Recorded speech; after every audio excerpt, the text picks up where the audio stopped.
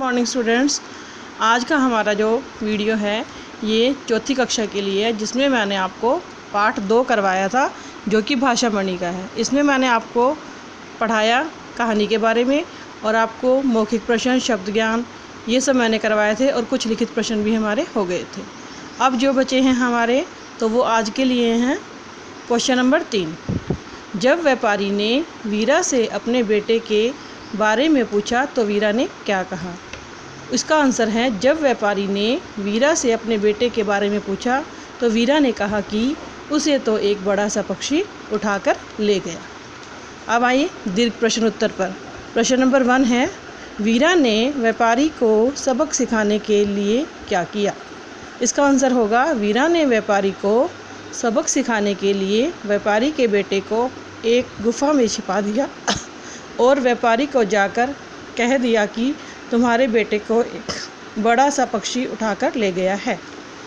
हमारा अगला प्रश्न है, इस कहानी से हमें क्या शिक्षा मिलती है। इस कहानी से हमें यह शिक्षा मिलती है कि हमें कभी भी दूसरों को धोखा नहीं देना चाहिए। तो हमारे क्वेश्चन आंसर ख़त्म हुए। आपको होमवर्क में ये बैक साइज दिए है लेसन के पीछे, ये आपने खुद करनी है। जैसे सही उत्तर पर ठीक का चिन्ह लगाइए। वीरा किसका पुत्र था, किसान का, राजा का या व्यापारी का। सेकंड है, वीरा ने अपने पिता की कौन सी निशानी व्यापारी के पास रखी थी, तराजू, तलवार, अशर्फी। व्यापारी कैसे स्वभाव का था, दयालु, लालची, क्रूर। उसके बाद है, कथा के अनुसार क्रम लिखिए, यानी कि पहले कौन सा सेंटेंस आएगा।